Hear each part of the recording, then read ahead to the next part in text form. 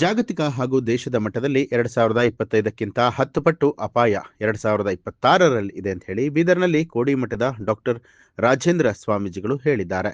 ನಗರದಲ್ಲಿ ಸುದ್ದಿಗಾರರೊಂದಿಗೆ ಮಾತನಾಡಿದಂತಹ ಅವರು, ಜಾಗತಿಕ ದೇಶದ ಮಟ್ಟದಲ್ಲಿ ಅಪಾಯ ಆಗುವಂತಹ ಲಕ್ಷಣಗಳಿದೆ. ಜಗತ್ತಿನಾದ್ಯಂತ ನೀರು, ಬೆಂಕಿಯಿಂದ ಮಿಲಿಯನ್ ಗಟ್ಟಲೆ ಸಾವಾಯಿತು.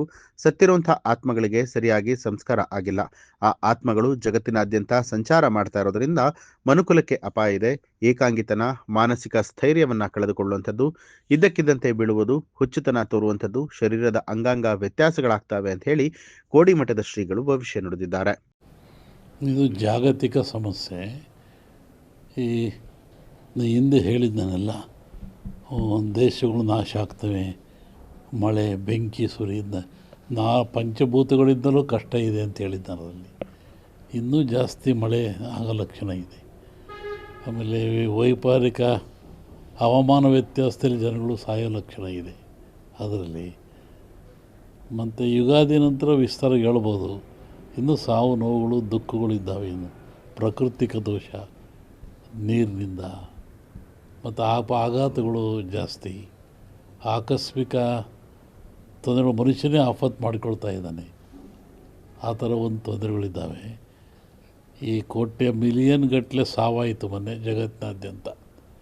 ಫ್ಲಡ್ಡಿಂದ ಆಯಿತು, ನೀರಿನಿಂದ ಆಯಿತು, ಬೆಂಕಿಗಳಿಂದ ಆಯಿತು. ಆ ಎಲ್ಲ ಆತ್ಮಗಳು ಸರಿಯಾಗಿ ಸಂಸ್ಕಾರ ಆಗಿಲ್ಲ, ಆತ್ಮಗಳು ಸಂಚರಿಸ್ತಾ ಇದ್ದಾವೆ. ಹೀಗಾಗಿ ಜಗತ್ತಿನಾದ್ಯಂತ ಸಂಚರಿಸೋದ್ರಿಂದ ಅಂಥ ಆತ್ಮಗಳಿಂದಲೂ ಮನುಕುಲಕ್ಕೆ ಅಪಾಯ ಇದೆ.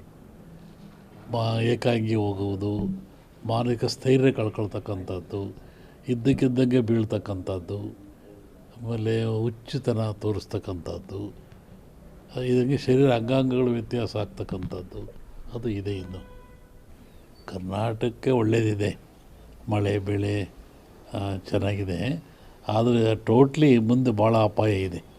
25ಕ್ಕಿಂತ 10 ಪಟ್ಟು ಜಾಸ್ತಿ ಅಪಾಯ ಇದೆ 26ರಲ್ಲಿ. ಸೂರ್ಯನ ಮೇಲೆ ಹೇಳುವಂಥದ್ದೊಂದು, ಚಂದ್ರ ಹಿಡ್ಕೊಂಡು ಹೇಳುವಂಥದ್ದು ಒಂದು. ಚಂದ್ರಮಾನ ಯುಗಾದಿ ಅಂತ ಒಂದು ಹೇಳ್ತೀವಿ, ಉತ್ತರಾಯಣ ಬದಲಾವಣೆ ಸೂರ್ಯನ ಮೇಲೆ ಅಂತ.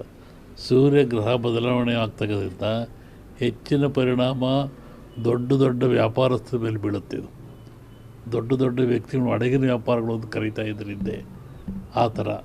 ಆಮೇಲೆ ಕೆಲವು ರಾಜಕೀಯ ವ್ಯಕ್ತಿಗಳಿಗೆ, ಬಹಳಷ್ಟು ಪಾಳ್ಯಗಾರರು, ಶ್ರೀಮಂತರು ಬೀಳುತ್ತೆ. ಅದರಿಂದ ಈ ಸಂಕ್ರಾಂತಿ ಅಂಥ ಅಶುಭ ಏನು ಕಾಣ್ತಾ ಇಲ್ಲ.